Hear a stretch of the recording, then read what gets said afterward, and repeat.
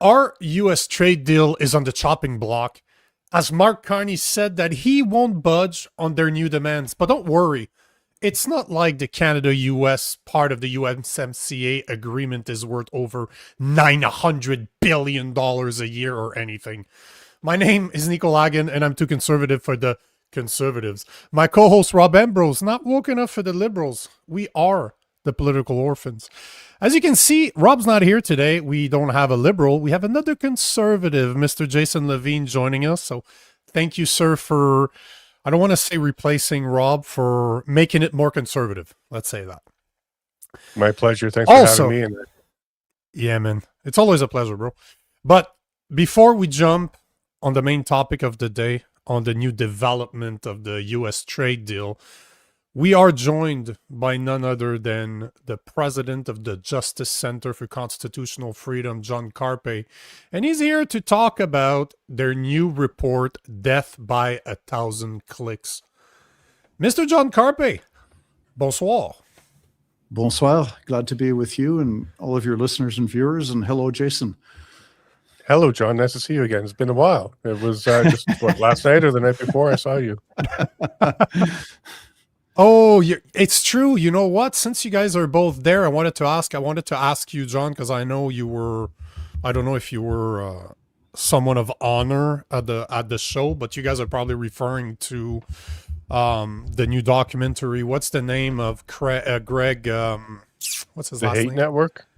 Yes, Wycliffe. The Hate Network. Wycliffe, thank you. So how was it? How was the night? I love the documentary. It was very well done. It's being screened. It was screened in Calgary on the 16th, and then it's going to be in Toronto and I believe Ottawa. I'm not sure if it's coming to Montreal. And so he's got great interviews with people like Dr. Francis Widdowson and Pastor Art Pawlowski, the Ottawa area nurse, Helen Gruss, and University professor David Haskell, on and on and on, talking about their experiences and the problem of censorship in Canada. And then, it was great people there. It was just a very nice event. Glad to hear. Yeah, and I just want to make one quick correction. That would be Detective Helen Gruss, which is the Ottawa Police Services. She's an officer who was investigating the deaths of some babies there. And it was good to see her in there, along with Bruce Pardy and Mia Hughes and so many others. It was a fantastic documentary. How dare she actually question the parents on the death of those children? How dare she? It's insane. That whole story is crazy. I'm actually happy that the documentary's out, because now I'm gonna get to have her on the show, because she was not doing any type of interviews until the documentary was out. So hopefully she starts doing it. She starts doing them because her story needs to be told. This is absolutely lunacy that we have a detective that cares so much about children that she wants to investigate further, and then she gets in trouble. It's the stupidest thing I've ever heard. Absolutely insane. How dare you do your work? I think it's evil. It's beyond stupid. I mean, she's asking questions. She the way that it was in the documentary. I've met her once. I don't know her well, but just very open-minded, very thoughtful. Well, what's going on here? We have an increase in children's deaths. Looking at the example of a young boy who died from, he had an enlarged heart. That was the son of the hockey. The son played a lot of hockey. And one of the babies had an enlarged heart. And, shut up and don't ask questions. That tells you everything you need to know about the agenda. Because if you're operating from a position of truth and justice, you don't have to say, don't ask questions. You can say, let's ask the questions. Let's go ahead. But when people are saying, shut up and don't ask questions, that's a red flag that there's evil that is present. Couldn't agree with you more. This brings us to your new report, because death by 1,000 click, that's pretty much what we're seeing now, is the internet is getting already censored. It's going to get a lot worse. We're one MP away from giving the Liberals a majority, and we all know this is a matter of time. Like I called this month and a half ago when D'Entremont actually joined the Liberals. I'm like, oh, there we go. 6 months, they'll have their majority. But what's your new report about? Because censorship is something that in Canada we need to get used to because it's coming. Well, we shouldn't get used to it, but no, I don't disagree. I mean, we're going in the wrong direction, but the way to fight back is to keep on speaking and not get used to it. But what the report does is it summarizes 6 bills. 2 of them passed already. One of them that died with the April 2025 election, but that might be brought back, and then 3 of them now before Parliament. And so it's the combined effect that is very sinister. The first, the pillar of it was in 2023 with the Online Streaming Act, and that broadened the authority of the CRTC, the Canadian Radio, Television and Telecommunications Commission. The CRTC previously had authority over broadcasting, meaning radio and television. And this new law on the books already now for 2 years, the Online Streaming Act gives the CRTC authority over the Canadian internet so that podcasts and videocasts like the one that we're doing tonight are actually under the authority of the CRTC as broadcasting. So broadcasting has been redefined for anything that is online. So that's pretty scary because you've got this you've got this bureaucratic body that has been given power by legislation to create regulations and to mess with the algorithms so that the content that it favors comes to the front first, and the content that is less favored is harder to find on the internet. And it's not outright censorship, but this actually came up in today's Globe and Mail, where the U.S. Trade representative said that the Online Streaming Act is a problem because they don't believe in government messing with the internet in this fashion. And so it's actually an impediment to more trade talks. So in addition to harming our minds and our souls, it's going to hurt our wallets as well. That's just for the people listening. That's Bill C-11. That's the one that you're referring to as Online Streaming Act. Most of us remember numbers, not necessarily words, right? So C-11 for the people that are asking. The other one that you were referring to that passed under Trudeau in 2023 is the Online News Act, Bill C-18, right? Yeah. And that was a foolish attempt to try to extract money from Meta and Google, and saying that it was, unfair to Canadian news outlets, meaning their favorite government-funded news outlets. It was unfair that Facebook was distributing these links. And so the government was hoping to collect a lot of money off of Meta, but Meta said, oh, well, fine, then we'll just ban you can't share news links anymore. So the readership of Canadian media has actually declined because of the Online News Act, Bill C-18. And Google decided to pay a flat fee of $100 million a year, which is going to fund the government's favorites, the media that are on board with and in line with the narrative that the government wants us to hear. This is where you and I are, I'm going to take it even further than what you're saying, because you're always, one of the things I like about you is that you stick to what you see, to what you know, to what you can prove. I, as just a commentator, I get to go down rabbit holes and say, and actually put hypothesis of what actually happened there, but Trudeau knew exactly what he was doing. Like, this was brilliant. C-18 to me is brilliant. Let's ask a bunch of money of Meta knowing that they won't give it to us so that they get to censor our news. It's brilliant when you think about it, because this is what I believe really happened. They knew Meta would never pay. What would they pay? They don't give anybody else money for their news. It's content. They make money off of it. They're not going to give us money. So it was absolutely, absolutely brilliant. The way whoever told Trudeau, because we know you can't put Trudeau and brilliant in the same sentence, but whoever did it behind closed doors, it was evil, but it was actually brilliant. Any comments there, Jason? Yeah, no, I actually like your analysis there, because that probably was the case. They knew that Meta wasn't going to go ahead and cough up billions of dollars over years just for the sharing of news, not even the creation on just Facebook for the news or Meta. It was even just for sharing it. But what John also highlighted there, which I think you're also dovetailing on, is it shut down some major ones like Western Standard and others who were building up a base, and their subscriptions were coming through their Facebook posts. That got all shut down. So it was a whole bunch of, I guess brilliant, maybe if you want to use that word, moves to go ahead and shut down Meta as being a content platform for news for smaller organizations that are building, and also to just censor the entire news industry in Canada altogether. And I do want to kind of just touch on one more thing here. Even though they now define us as broadcasters for the purpose of penalties, they do not recognize us as broadcasts for the purpose of privileges, like going to set up a camera in the parliament and going ahead and record stuff in courtrooms and go ahead and get access to media or news only pieces of information, or getting on lists for news releases. Like, we don't get the privileges, but we certainly will get the penalties. The Western Standard, by the way, somebody mentioned it had gone out of business, but I mean, I'm going to their Christmas party tomorrow on Friday, so they're still up and running. But maybe you're referring to, I'm not up to date. Maybe they had a. Oh no, I didn't say it went out of business.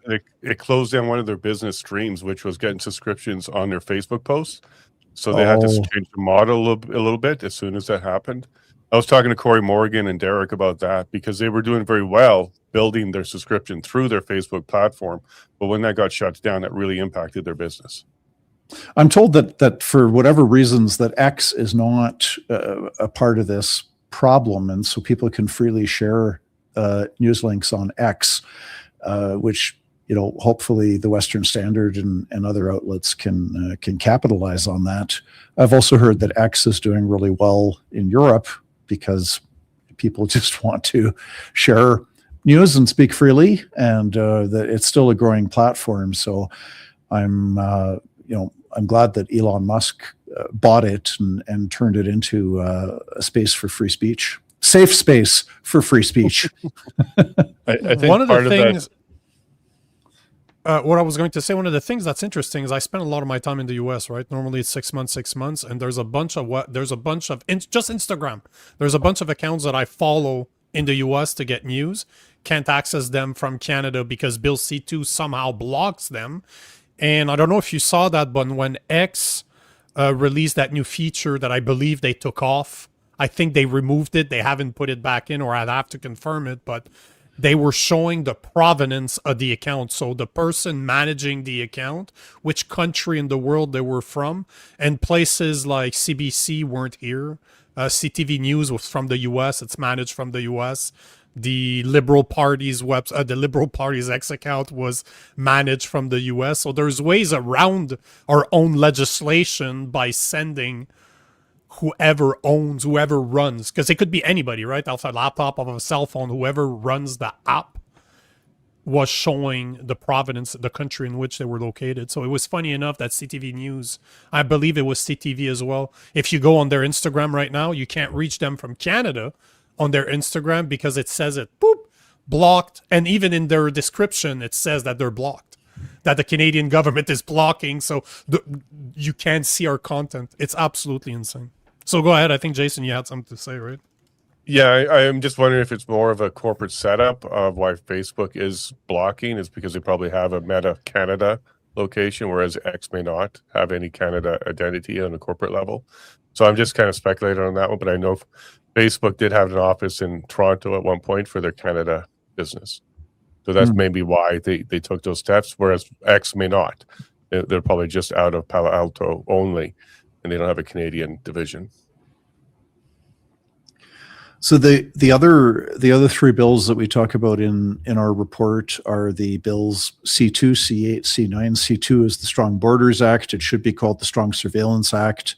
It would give Canada Post the right to open letter mail without a warrant.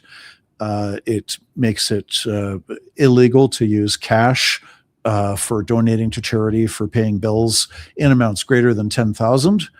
which initially won't have too much impact on too many people. But the problem is, if you accept that perfectly legal transactions like donating to a charity, paying an invoice, if it's illegal to use 10,000 or more, it's very easy after that to lower that to 5,000 and then 1,000. And next thing you know, you'll be allowed to have $100 cash for garage sales.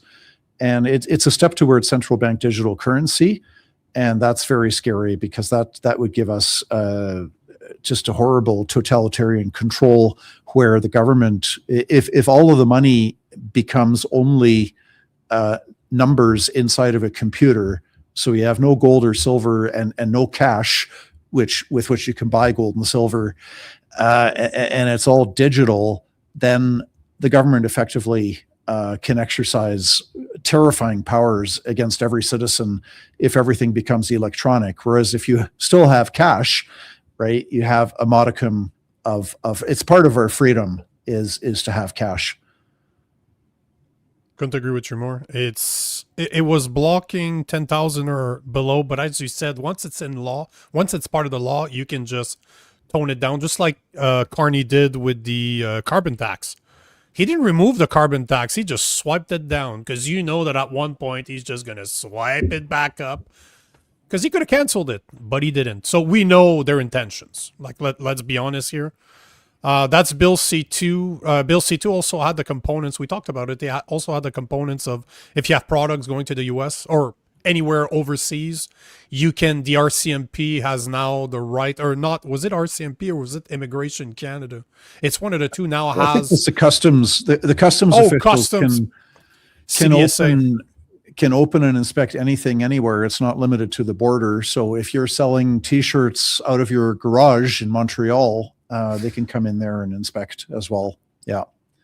Yeah, now, the good news is, because there was so much pushback against this Bill C2, the Strong Borders Act, there was so much pushback that the government has effectively put it on the back burner. The threat is not gone entirely, but they've really backed away from it, because from across the political spectrum, there were so many people were speaking out against Bill C2 and this brand new Authorized Access to Information Act, which would give new powers to thousands of government officials, not just police, but all kinds of government officials, to inspect cell phones and computers and gather subscriber data. Very pernicious. Now, Bill C8 gives the federal cabinet power to kick Canadians off the internet. And then Bill C9 is the Combating Hate Act, which would make us more like the United Kingdom, where every day there's over 30 people arrested over their social media commentary. If you, in the United Kingdom, if you speak out against immigration, or you say we have too many immigrants or the wrong kinds of immigrants, or, you know, we need different kinds of people coming here, too many people coming here, if you say it very diplomatically, then, you know, maybe it could be okay. But if you speak freely and the authorities don't like it, you get the police knocking on your door. And so what Bill C9 does, the Combating Hate Act, is it removes an existing requirement whereby hate speech prosecutions cannot proceed until they have the approval of the Attorney General or the Justice Minister. And that's a safeguard. It's a sober second thought. It's a review process. And because of that, we have not had very many hate speech prosecutions in Canada. We have about 1 or 2 or 3 every decade. It's quite rare. So they're going to scrap that review process. So now the local police can determine, maybe based on complaints or based on their own subjective feelings, what they feel is hateful. You're going to see way more hate speech prosecutions against Canadians if Bill C9 passes. This is the one where between now and Christmas, I would urge people to contact your MP and say, vote against Bill C9, or I will vote against you in the next election. You know, the one thing that's worth mentioning about Bill C8 before we talk about Bill C9 is, I come from the tech world, right? I was a telecommunication expert. I was a sales engineer for more than a decade. And I read the bill, and one of the things that I can tell you, they're not talking about it in the bill, but one of the things that they're doing is allowing to put the infrastructure in place to install AI, because a lot of the bill is about servers. It's about gaining access to telecommunication companies' space. So let's say that I did a lot of business with the government in the past, and let's say that I host servers, so I have mega data centers where the government can host their own stuff within my building. They ask to have access to it. There's a bunch of stuff that they ask that is not normally given out, and the only reason I could see them asking or even talking about this is that they're trying to implement something big, because normally the government is not necessarily going to use other people's space because that infringe on protection, because now you're responsible for a company to provide you protection to protect your servers because they're not even on your premise anymore. But as I was reading the bill, all I could think of is AI. They're trying to set up the infrastructure in order to implement AI, because one of the things, and I've told you this before, I think we agreed on this, and even when we had Bruce Party on the show, he agreed with this, but this is a big fuck you bill. C2, C8, C9, C12, C16, the new C63. Which one were you talking about? C2, you had, I just want to mention them, C11, C18 are all part of the one big fuck you censorship bill, but they split it out into different portions. But if you look at Bill C9, it defines what hate is, which is greater than disdain. Bill C63 needs hate. It needs to have a definition of hate. So it's not even part of the bill, the next bill that's going to be the worst of them all. It's actually defined in C9 so that C63 can use it. It's very smart what they're doing, but it's scary. It's sinister. Yeah, then the sixth bill, which we hadn't talked about, is the one that could be brought back. It would not surprise me if they reintroduced it, and that was the Online Harms Act. That was C63. It died with the election in April 2025, but it was horrific. It would have empowered the federal cabinet to pass regulations, which of course, without any input from Parliament, without any public debate. They pass regulations on the content of what you can and cannot say. And then a brand new agency called the Digital Safety Commission would be created with hundreds of bureaucrats to police the internet in Canada to enforce whatever regulations the federal cabinet has passed without input from Parliament. On top of that, new powers to the Canadian Human Rights Commission to prosecute Canadians over non-criminal speech that they deem to be discriminatory, which is a very broad umbrella. So you've already got a problem with the hate speech laws, which are political and arbitrary. And I say that because in Canada today, it is illegal to willfully promote hatred against people on the basis of their skin color or their sexual orientation. It is not illegal to willfully promote hatred against Canadians based on their occupation, based on their wealth, based on their social status, based on their vaccination status. There are thousands of ways that you can legally promote hate against people. It's completely legal, except not skin color, religion, gender identity, gender expression, sexual orientation. So it's a very arbitrary law whereby, if I say death to the X religious group, it's a hate crime. But if I say death to the people that don't roll up their sleeves and get injected with the substance that we're being asked to get injected with in 2021, that's not a hate crime. I can say death to the bankers, death to the lawyers, death to the factory owners, death to the wealthy. That's all legal. But if I say, death to group X based on sexual orientation or religion, then it's a crime. So it's completely arbitrary. And let's be a little bit fair about that. Even if you did say death to a certain group, there's certain ones that are not protected.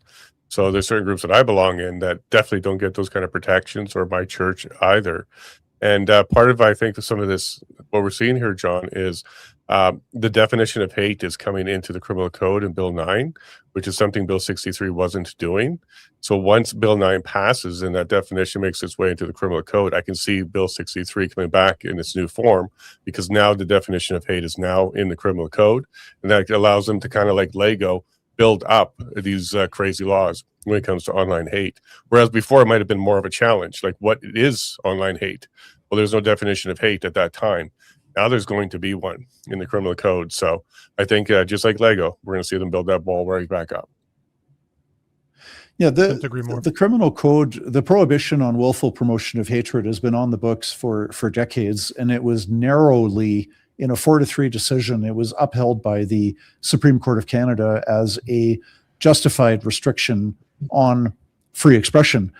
Part of the rationale of the court was that there was all these defenses available, and Bill C-9 now seeks to get rid of one of the defenses, which is expressing an opinion in good faith based on a belief in a religious text.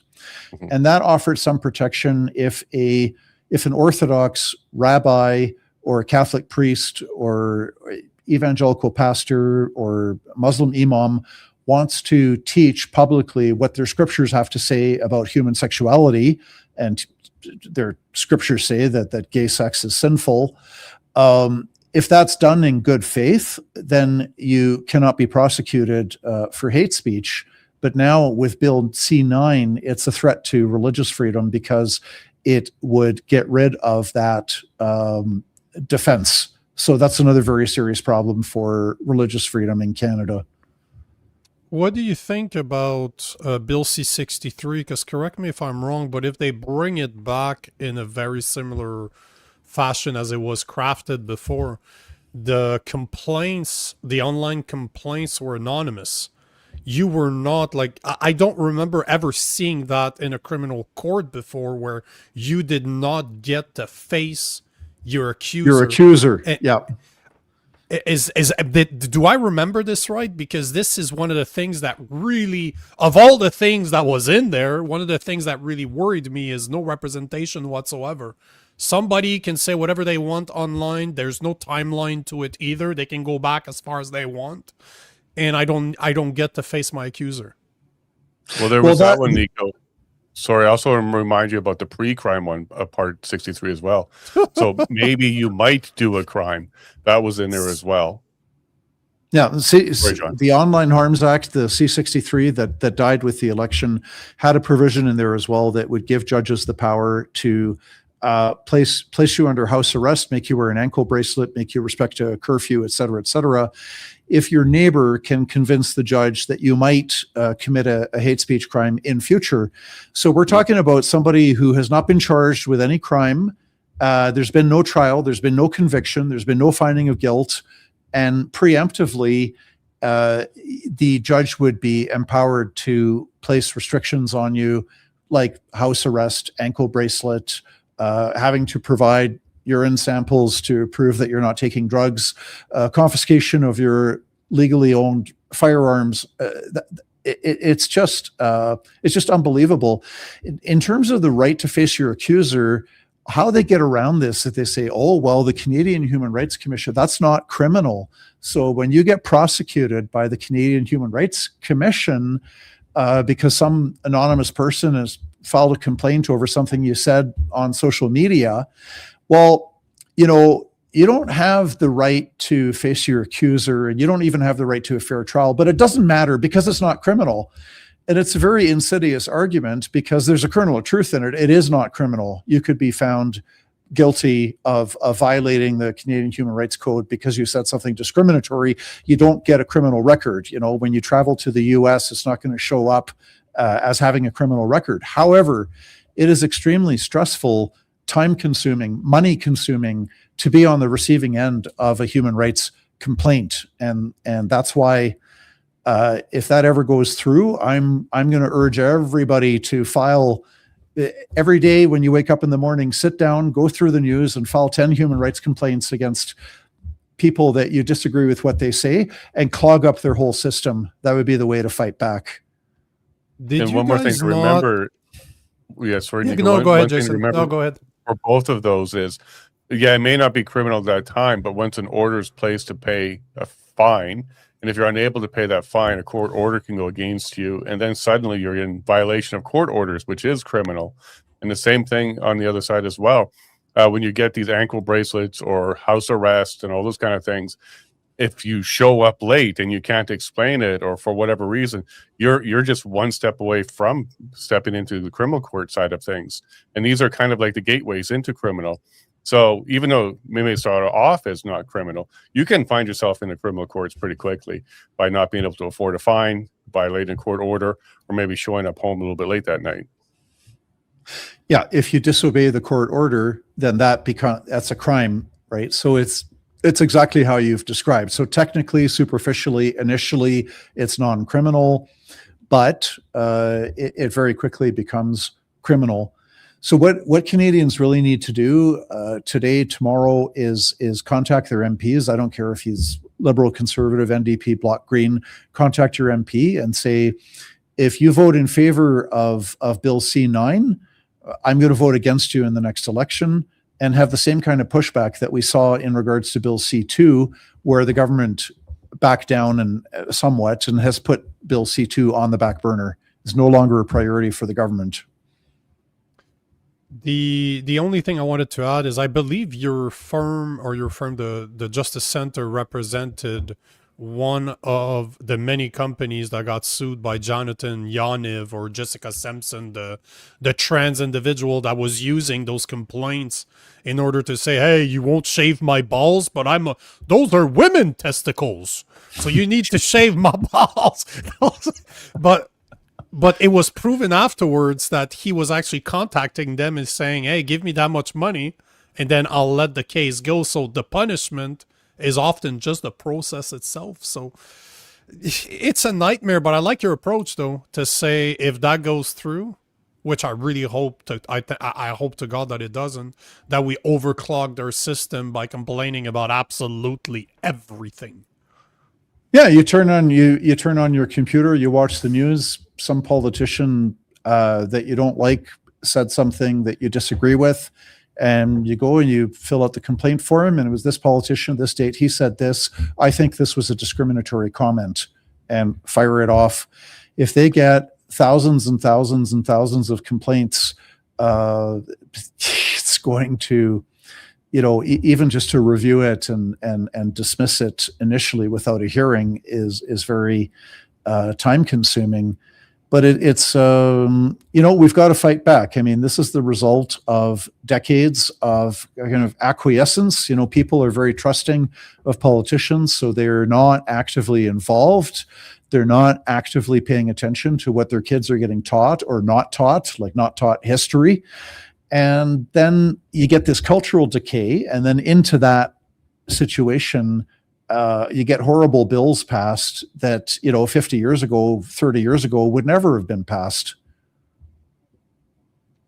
Agreed. Thanks again, John. It's always a pleasure to have you on. It's always a pleasure to talk about women testicles. And you brought that up, but anyway, his Twitter handle was Wax My Balls. That was his Twitter handle. I don't think it's the one he invented himself, but yeah. But thanks for being here, John. Thank you for the work that you and your organization does, and can't wait to have you back on. Thanks again. Well, have a great rest of the evening, both of you, and bye for now. Merry Christmas if we don't talk until then. Merry Christmas, Joyeux Noël. All right. Merry Christmas, and there's 3 complaints right there. We all said Merry Christmas, so someone's going to put all right. À la prochaine. Yes. Bye, John. Well, there you have it. Absolutely. I got to tell you, getting a lawyer to say "wax my balls," that's amazing. I got. Who did I get? I got a pastor to swear, and I get a lawyer to say "wax my balls." I'm very good at having people saying appropriate things. Stu was saying, by the way, Stu, thank you for the tip. The government has it all wrong. We should be anonymous while we know everything about them. Oh, couldn't agree with you more. If it was up to me, we would have public access to their emails, their cell phones, their texts. We could listen live to any single conversation that goes through those phones. We would be able to review their emails. We could see their calendars. We would have cameras in every single room in the offices where they work. If they're in the House of Commons, we have our own streams. They're unedited. my boss had that when I worked in the telco world. They had access. It was a cell phone provided by work. They had access to everything that was going on there. There were cameras in the office. They could spy on me when I was working for them. So why can't we do that? Because at the end of the day, they work for us. We don't work for them. And this is the biggest thing. The government should be scared of its people, not the other way around.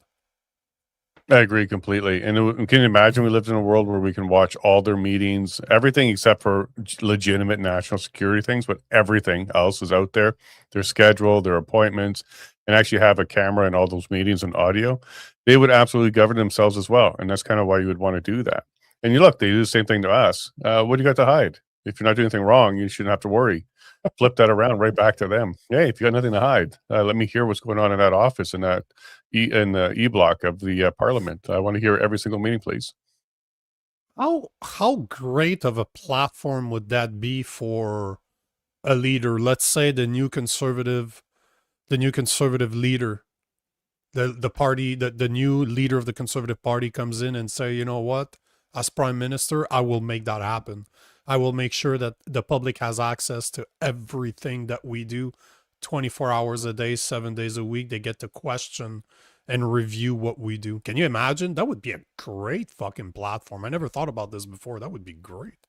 Well, after my meetings yesterday, where I got to learn a little bit more about the history of Canada, Conservative Party, and some of the skeletons in all of those closets, I highly doubt that party would be the one who brings it forward in any way, shape, or form, because it would be exposing themselves just as much as anybody else. And I'd also like to be retroactive. Like, let's go back to before you were the leader. How was your career then? Is there anything that we can pull out from your trips to China? I had quite the meetings yesterday that opened my eyes up to a lot of things that I can't share right now, but it certainly would be interesting to hear, some of those conversations from even just a few years ago. I agree. And here is a great comment by Sheridan. No politician in Canada would ever allow that. They're all corrupt. That's basically how I see it too.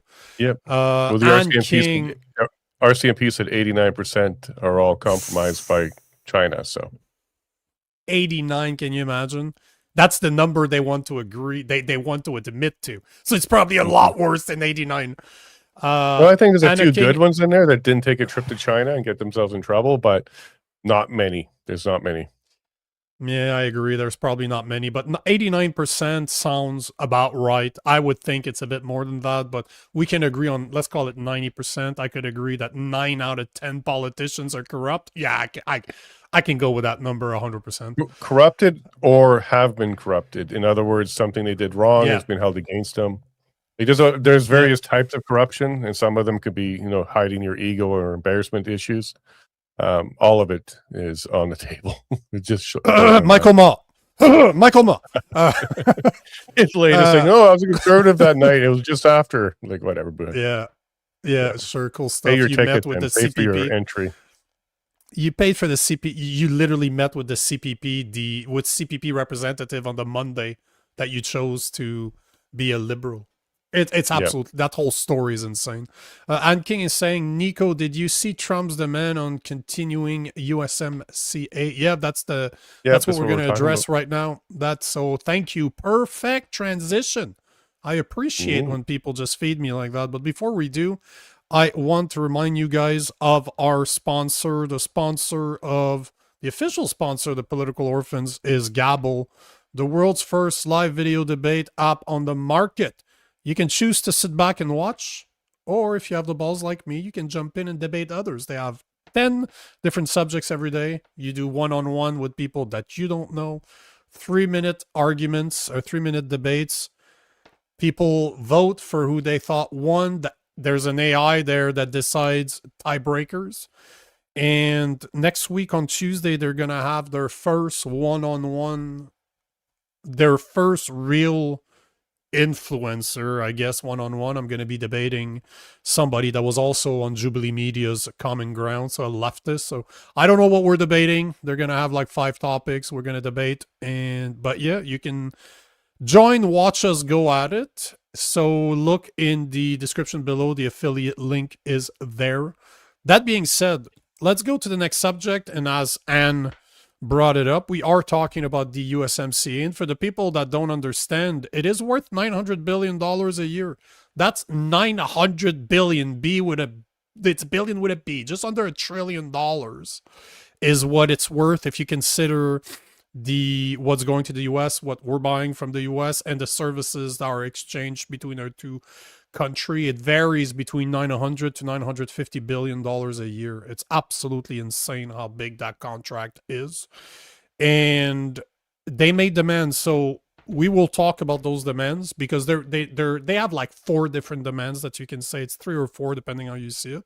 But I wanted to show a video before just because, you know, it's Thursday. We need to have a sense of humor about this. I don't know if you guys saw that, but today Doug Doughboy Ford went in front of the camera again. Carney was there, and he made some claims about the ads that he ran for Reagan.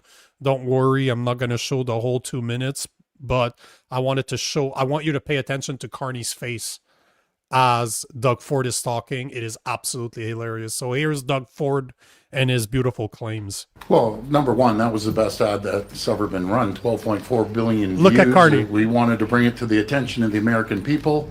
And be very frank, it was President Trump. If he didn't comment on it, rather than 12.4 billion views, it might be 12.4 people viewing it. But that's all I'm going to show because there's a few things that needs to be broken down here. But look at this. Look at the face. That Carney, I'm just going to look at his face right there. Did you see the eye roll? Like, oh boy. And one of the things that's funny is that Doug Ford claims that his ad had 12.4 billion views. Billion.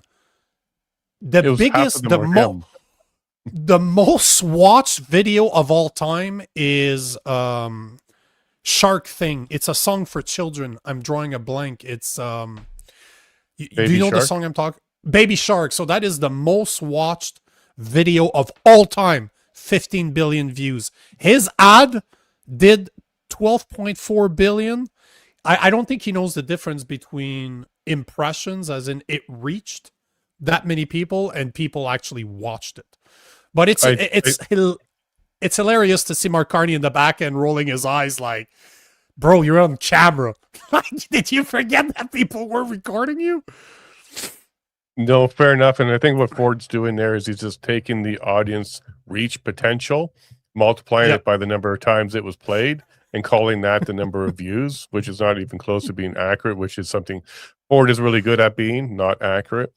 And I think what you saw there in Carney's face was the realization he's going to have to go kiss some more Trump butt over that comment later, because he's going to have to go apologize later for that comment, because he's standing right there doing it. So maybe less enthusiastic about the comment and more of, oh man, like I'm going to have to get on my knee again to apologize to Trump over this comment, because he's the one that has to do that. It's not Ford that has to do that. Carney will have to do that.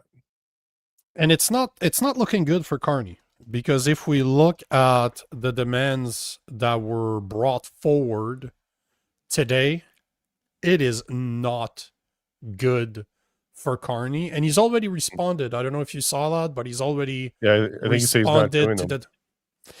He didn't say it that way, but that's pretty much what he's saying, as long as you understand what he's referring to. And here's a great article by the Epoch Times. U.S. Trade Representative cites access to Canadian dairy and alcohol markets as conditions for USMCA renewal. So alcohol market, obviously, that to me is a no-brainer. They used to have it. That was not a big deal until Quebec, Ontario, and I think there's other provinces, BC. But I know for a fact that... BC, Quebec, Ontario. BC? Yeah. There you go. Blocked access to... American alcohol, but the part here that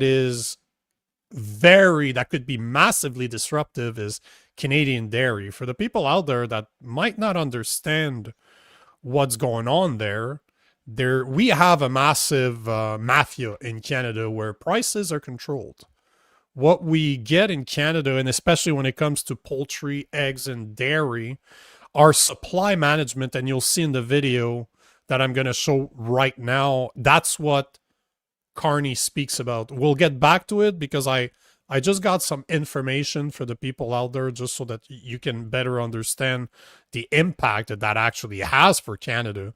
But here is Mark Carney speaking about the agreement. Minister Mark Carney, what do you think of the series of conditions that the U.S. trade rep says Canada has to meet in order to extend CUSMA, including bolstering market access to U.S. dairy and addressing the provincial bans on U.S. alcohol? Does this make you feel more encouraged or discouraged about reaching an agreement with U.S. President Donald Trump? And Premier Ford, if you could weigh in afterwards, please. Well, I'll put this in the context. These are a subset of issues of a much bigger discussion. We've been clear about our approach to supply management. We continue to stand by that. We'll continue to protect supply management. And we continue to see tremendous benefits. I can literally stop his 3-minute video right there. Basically, he's saying that he will not give the U.S.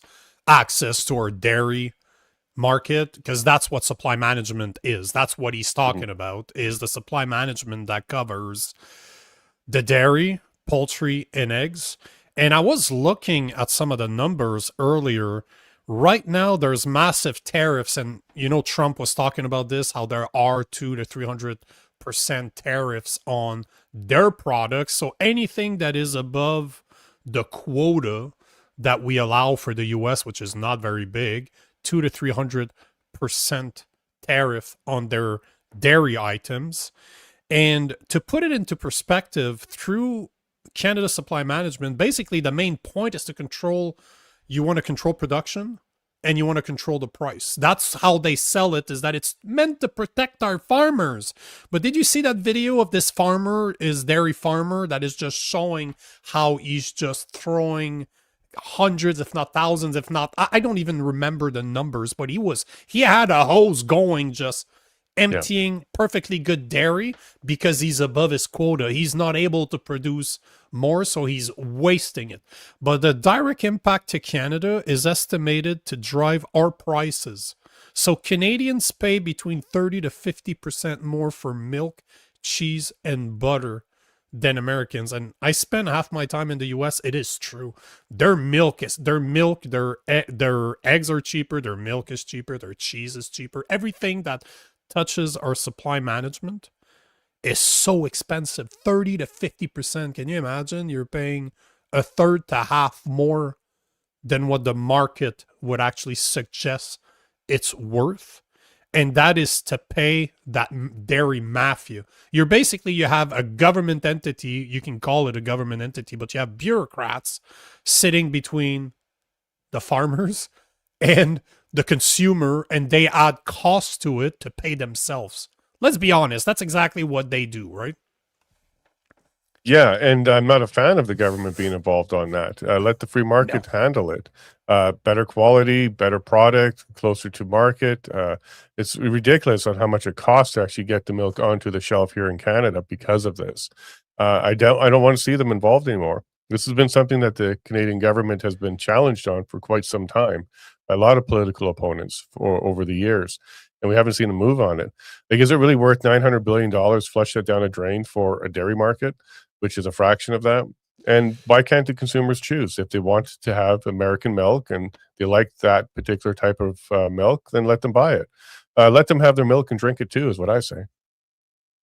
Yeah, I'm curious. I'm going to check right now how much is our dairy market worth, because I guarantee you it's not a big portion of the 900. It's not a big portion of the $900 billion.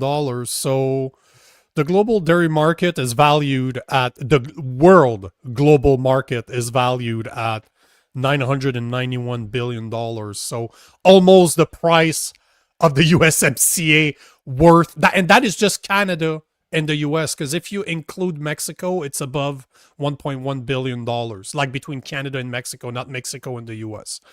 So they're saying projection indicates continuous growth, with the market expected to reach about 1.5 trillion by 2034. So you're talking about something worldwide that's not even worth right now. It's literally worth the USMCA contract worldwide. And here's what I think they're really talking about cutting off. It would be the special interest group donations to the political parties that are upholding it. That tap would be turned off. If there's an open market on milk, the dairy cartel wouldn't be passing donations to the liberal parties and even conservative party that would be in favor of voting for them. There's a whole special interest market there that would be shut off because there'd be no need to do that anymore. So maybe that's what some of these people are trying to protect, their re-election donation campaign funds. You're looking, the Canadian dairy market is valued at approximately $42.15 billion. So not even 5% of what Kuzma's worth. Not even 5%. And we're gonna argue about that part. That's the part we're gonna argue. And this is the whole market. I guarantee you people would not, it wouldn't go overnight to 100% of Canadians buying 100% American. All it would do is give fair price. You would see a 30 to 50% reduction overnight. That you would see that we would pay a lot less. But they're estimated that it's anywhere between 15.4 to 42.15 to 42.15 billion. So anywhere between 15 to 42-ish is what it could be worth to Americans, but that is definitely not worth the $900 to $950 billion that Kuzma is worth. And it's funny because the whole year, Mark Carney, now for more than 10 months or almost, Mark Carney has been traveling the world at our expense to try to find new deals. And I was looking at it the other day. You know how much business he's put together? Anywhere between $6 to $10 billion over the next 5 years. That's what he's been able to sign. And we're talking about $950 billion that he's risking by being an asshole, by being a fucking idiot. No, he knows what he's doing. Don't get me wrong, but we're talking about exchanging $900 billion of business for $6 to $10 billion over the next 5 years. It's insane. You're talking about $4.5 trillion over the same period for a $6 to $10 billion. It's insane. It's absolutely insane. But we got to stand up to Trump. Elbows up, everybody. Elbows up. And part of this is, you know how the tariffs are, the tariff war going on. Most of the tariff stuff doesn't touch your everyday goods. So the stuff that you are getting over the border right now is not even touched by those tariffs at all. Nope.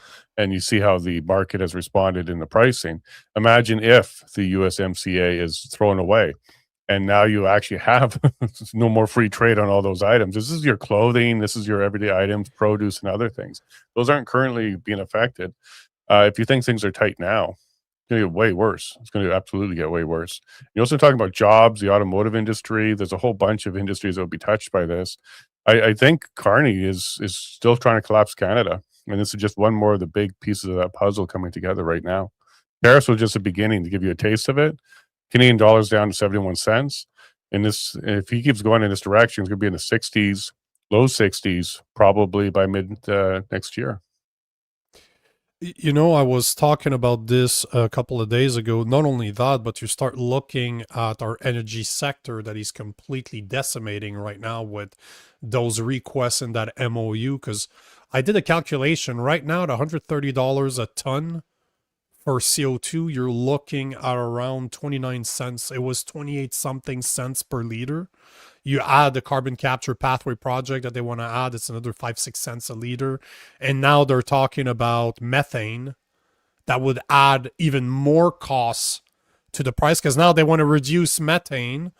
But the numbers that are scary is you're looking at least 25 to 40% above market prices right now. Alberta's oil with those implementation with what's in the MOU would literally sell your oil and gas for 25 to 40%. Let's call it 25. Let's take the lowest number, 25% over market value, over world market value. So we would not be able to compete with Saudi Arabia. We couldn't compete with the US. There's no way because they don't have those measures, right? They don't overtax their own products in order to kill themselves. So who cares about a pipeline? Who cares if you have a pipeline, if you have a product that is 25 to 40% above the market? What's the point? Nobody's going to buy it. Well, Wednesday morning, I had MLA Shane Getson on, who works for the UCP party on the energy corridor file. So it's actually his job to try and get our energy to market. And he talked about all these various different things that they're trying to work on, like going up through to Alaska, maybe make a deal and get us into not the Churchill port, but a port near there, south, and even going down to Washington. So there's a whole bunch of different ways to do it. But I posed it to him that going through BC, trying to get to Prince Rupert Port, which is the ideal port for Alberta oil, it would add about $10 a barrel. Now, he didn't disagree with that. The math actually checks out. But he did say that we would have more ethical oil. And he thought that the market would pay a premium for ethical oil. I'm not sure about that, especially when the target market for him is India. So he wants to get to an eastern port in India.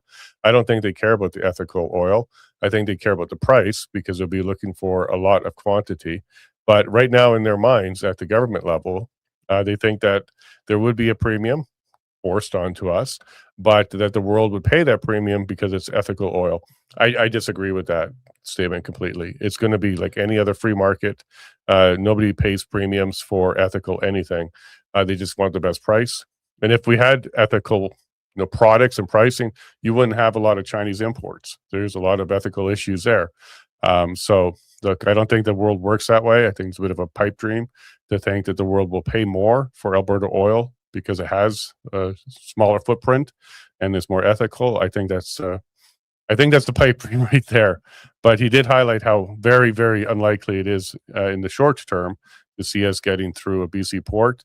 But if we had the green light, it could be up and running in 5 years, which is something I thought was pretty optimistic. Nobody's going to pay for it, but at the same time, remember what Carney's been saying for months now, that Canada is going to become our best customer. So basically, he doesn't care that the product doesn't go on the world stage because he's going to make us buy it. He could literally stop buying gas from the US and start buying oil and gas from Saudi Arabia and force us to only buy Canadian. Because if you look, I don't know if you look at Buy Canada, but the procurement, they now are starting to talk about the formulas that they're going to use on the procurement side of how bids are going to be accepted. Like if you want to do business with the US, with the Canadian government, they're going to have special restrictions or special points that you're going to get if you're a Canadian company. If your contract's above, if the value of your contract's above 25 million, 25 and above, you will get certain points. It's going to be restricted to 5 million soon, like in the next year. But you're talking about 25%. So if you get 25% mark on 100, if you're a Canadian company. So basically, they could literally screw us. They could say, because they don't explain how much, who gets that 25%? Is it 25% on top of every, like, do you automatically get 25% because you're a Canadian company? But how much more does the monetary side? Because I've done a lot of business with private companies and the government. You know what matters the most in an RFP, in a request for a proposal? How much is it gonna fucking cost? Yeah. That is always the number one thing. So is it less than 25%? Because they don't explain. We have an idea of what they're doing, but we don't have the exact formula that they're going to use. So I wouldn't be surprised if the whole point of Mark Carney saying we're going to buy Canadian is that he's going to force us to pay 30, 40, 50 cents more at the pump. And it's already, there was, I think it was the Financial Post. I saw the video. I showed the video a couple of days ago on the show, but they were predicting, they had an expert there that was predicting that by the end of 2016, the end of 2026, gas price is estimated to go up $15 a barrel. So right now it's 55 USD a barrel. They were expecting it to be by the end of 2026 at $70. Oh, wow. A barrel. That's USD. Considering, as you said, I wouldn't be surprised if our dollar's worth 60. But let's say the prices stay the same, that we don't lose more than what we've lost already. You're looking at around 40 cents, a bit over 40 cents more at the pump. It's literally everywhere. So not only are Canadians paying 42.3% of our income to some type of tax, federal, provincial, or municipal, now they're expecting us to pay even more on everything, because everything is covered with gas. Every single product, service out there is going to have a component of transport in it. So you're going to pay. Yeah. And guess what? They're not going to companies are not going to take that as part of their profits. They're not going to do the ethical thing and say, you know what, we should reduce our profit. No, it's you and I that's going to end up paying for it. And when you tack in the carbon tax as well, which is going to kick in Alberta next year, you're just talking about more and more. The Buy Canadian thing, there's a study that just came out. It makes everything more expensive. So a lot of Canadians are dropping that now because they're looking at their pocketbook, because just like any RFP, price matters tremendously. We don't have the refining capabilities here in Canada, so we can't even turn our oil into gasoline. We do have to rely on other markets for that. So we have to have these relationships. And it takes many, many, many years to create a refinery with the environmental regulations that you have to get through. Our climate makes it difficult because half the year is frozen.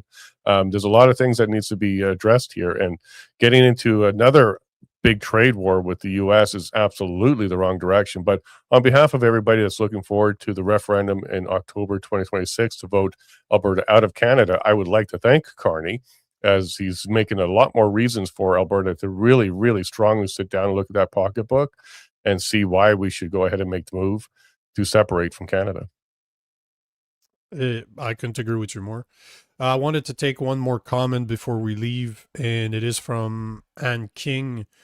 Nico, did you see the interview Jasmine Lane did? I want to see how your fake news spins all of that. Which interview is that? And by your fake news, I would imagine that you're from the US and you're saying Canada, because it ain't mine. The fake news, I don't own the fake news. So hopefully you're not in Canada and that's why you're saying your fake news.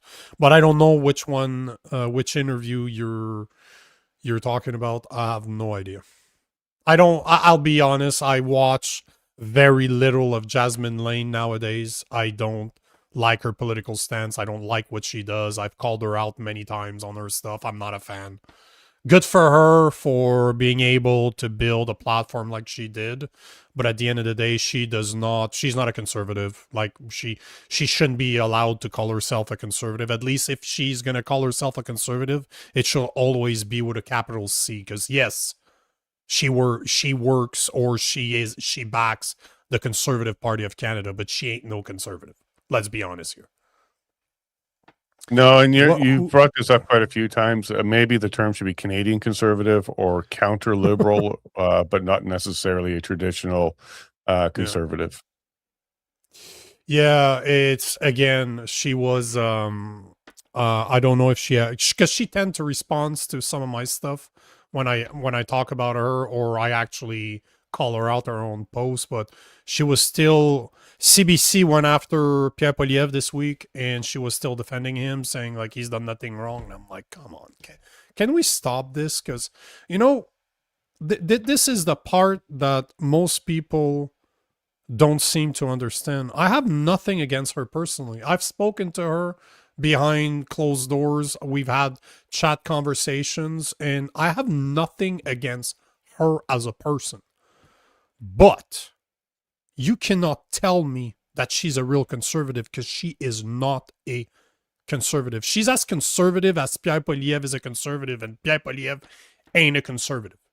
This is what I'm saying. Like Jasmine Lane and the others, like the Northern Perspective, Moose on the Loose does the same thing. As much as I enjoy his content, because he's probably the most researched guy in Canada when it comes to political content. Like, his content is insane. I don't know where he gets all that information from, but he will never go against Pierre Poilievre. So that right there, I can't really take you seriously on everything. I have to question everything that you say, because you won't question the only person that you should be questioning. If your leader, you're not gonna let yourself question the person that's supposed to represent you and your values. What the fuck are we doing here? Are we any better than the left? Because people don't trust CBC because they don't go after their own, and they will go against conservative, but they won't go against liberals. Are we any better if we don't go against the people that we are supposed to vote for, the people that are supposed to represent us? If I don't call them out, who will? That means I'm no better than what CBC does. I'm the same. And this is what I'm seeing from the right, I need to air quote when I say that, but that's what I'm seeing from the conservatives is they're no different from CBC. They just represent a different tribe, but it's all tribalism that I'm seeing all over the place now. Yeah, and in the left-right spectrum is very difficult because that Overton window keeps moving, and depending on what side of the border you're on, north or south of the border, it's different there as well. Traditional conservative in Canada is a progressive conservative. That's somebody that's been that way for 40 years or so. Whereas south of the border, they're more traditional conservative, Christian conservative. Pro-life is something that's very important there.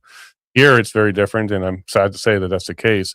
But I kind of want to hope that we switch from left-right and we get back into up-down and top-down, because it's really we're fighting against globalism, the globalist. And whether you're a Conservative Party member, fan or not, they are part of that. All over the world, conservatives were putting down some of the laws for COVID and required you to take it. Pierre Poilievre himself said, we got to do these faster, get them out faster. That was his only critique to the Liberal government. They're all in the same party, the globalist party. We should really start calling them that, the globalist party.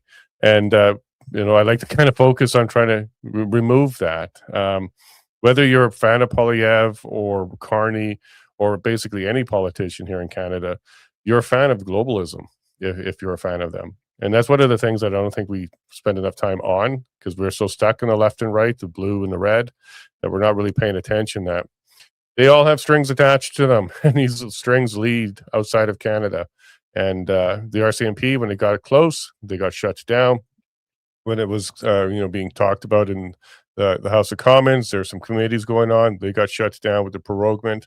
Nobody is talking about that. Like, why are we not looking into the RCMP report that there is foreign interference with our politicians? A whole bunch of them are unnamed. They're still in there. And nobody's talking about that anymore because we're so focused on Trump or Carney or even Pierre at this stage. So I want to try hoping that Jasmine Lane and some of those others start zooming out a little bit and realizing this is not a left-right issue. This is a top-down issue, and we're all on the bottom. Even Jasmine is joining us on the bottom of this one. Couldn't agree with you more, and that's my whole point. That's why I call them out all the time. And Mark Nixon answered. He was on I did record last week with him, and he had the balls, and I thanked him for that. To have the balls to come on my show after I called them out, because that was the whole point. I'm not there to try to insult her. That's not my intentions. My intentions is that she's a very liberal person that believes that she's a conservative because of Pierre Poilievre. But Pierre Poilievre is not a conservative at all. You cannot having progressive and conservative in the same sentence is an oxymoron. You can't have progressive. It's the point of being a conservative is that you're not progressive. That's a liberal. What are we talking about here? So I agree, and that is all I would love, is to be able to have an open conversation with them, to actually ask them those hard questions that they never do answer. Because I don't think they would answer them, but I would love to give them the chance to speak about it. Although,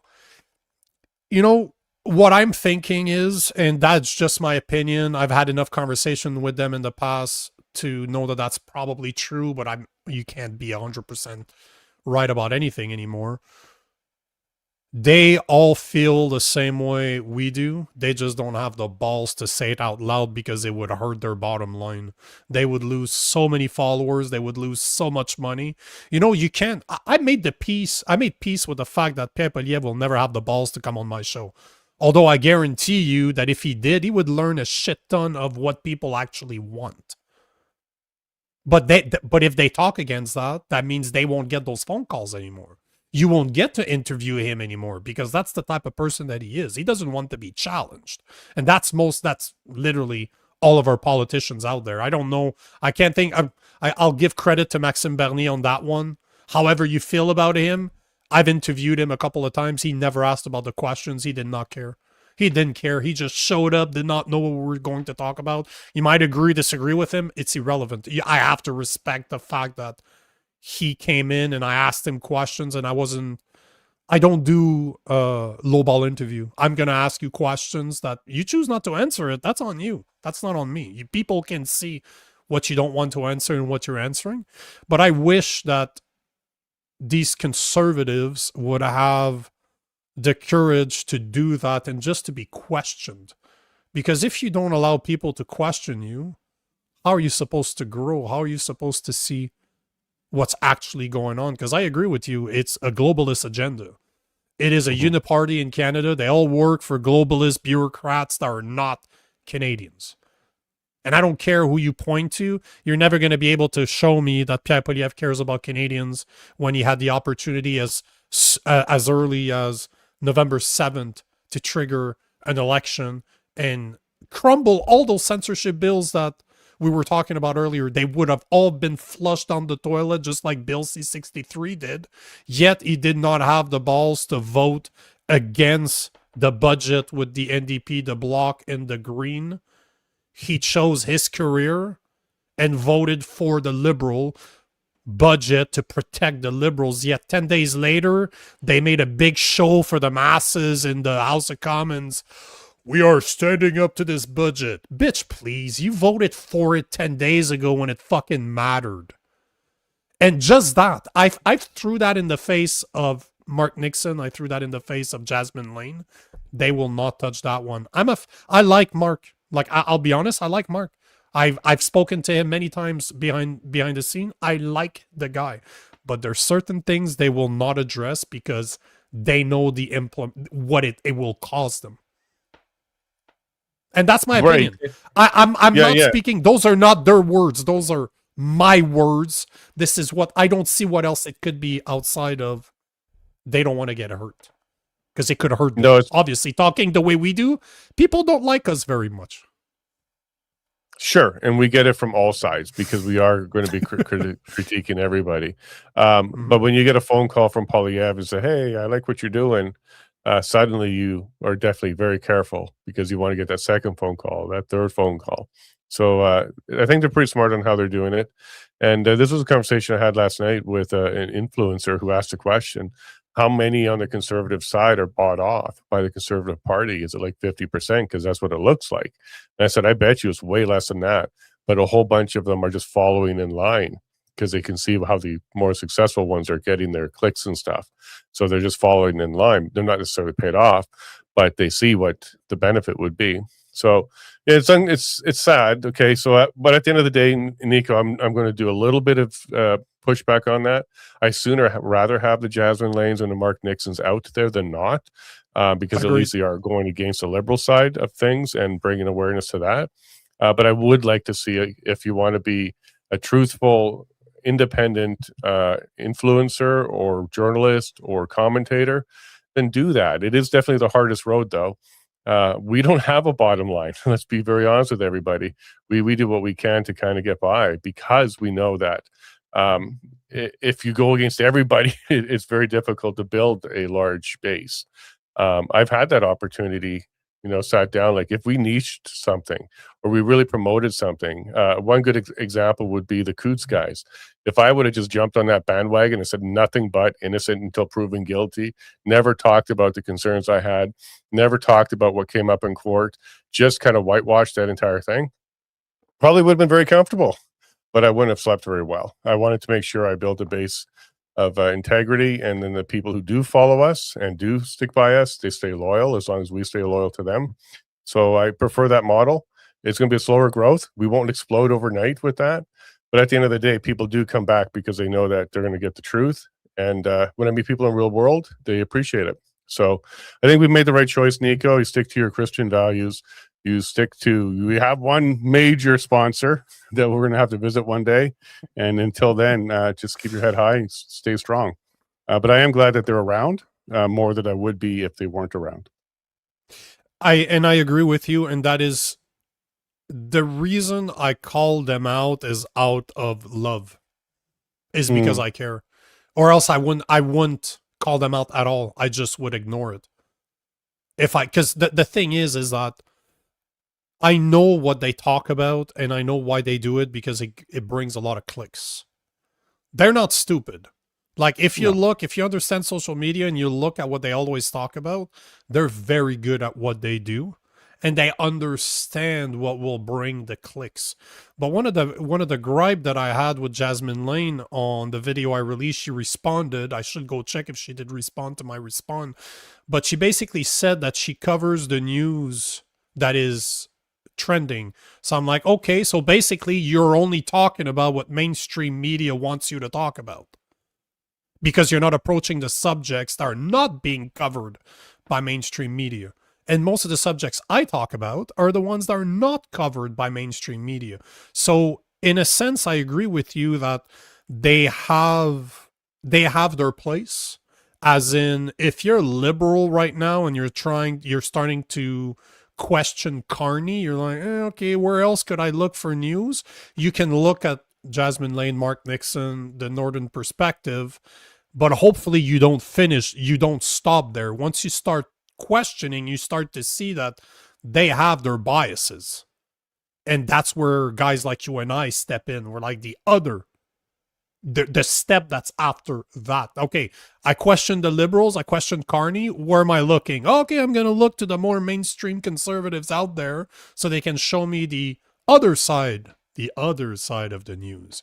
But then you're like, okay, but hold on, there's problems here too. What the fuck is going on here? Then they jump to guys like you and I. So I agree that they have their spot. They absolutely do have their spot.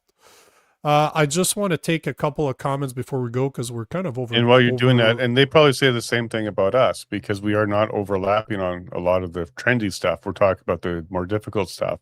So I'm like a cold shower in the mornings. You start your days with me. And then at the end of the day, you get a big punch in the face by you.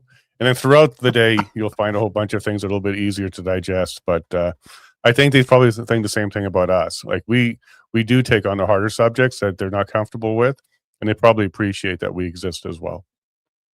I know Mark has told me multiple times behind closed doors that he really appreciates what I do because it's needed. But it's not for everyone to be speaking about what we speak about because, as you said, I'm hated from both sides. Like the conservatives don't like me, the liberals don't like me, and technically I consider myself way more conservative than the conservatives. So nobody seems to like me outside of people that are like the people in the comment section right now that have gone through that evolution already. I wanted to take Ryan Prince's comment. You guys are awesome, Jason and Nico. This platform has great information. Thank you. Don't want to disappoint you, but yes, first and foremost, thank you for the comment because much appreciated. But unfortunately, I'm a little bit biased towards Ryan. I think he's absolutely correct. There's my bias. But all to say that I've never seen your name before, and if you found us tonight, Jason's not normally there. I'm normally joined by a liberal. But this is kind of proving to me that, like I've told you before, we need to do something that is more constant, you and I, when it comes to the more conservative side of things, not just one mashup every 2 weeks. We might have to figure that one out because I enjoy recording with you because we're both extremely researched into what we're talking about and we're not scared to go there. I do have an update for you from Pastor Arthur Pulaski. He did reach his goal, that fundraiser. They will be serving steaks for Christmas dinner that night. So thank you very much for all your effort on that fundraiser. They did reach their goal. Did they? Awesome. Good for them. Good for them. And maybe we'll do it again next year, I told them. You know, I don't deserve any credit for this. This is something that everybody should do. If you have the power to help others, you should just do it. I saw a picture. I don't remember where I saw it from, but it was in an article I was reading. It was just a picture of a sticky note that the wife left to her husband. She just left that on the front door, on the inside of the door, obviously, and it just said, "Help someone today." Oh, that's perfect. Love it. Oh, love it. Every time you go out, you're just like, try to help somebody out there. So yeah, that to me is a no-brainer. And last comment for today is gonna go to PC Police. Oh shit, PC Police. Max cannot be taken seriously with his voice and accent. And you know, that's my biggest problem with Max. There's two things I don't like about Max. I don't like his French accent coming from a Frenchie, but his French is broken, so it's not going to be appealing to a lot of very English people, and I get it.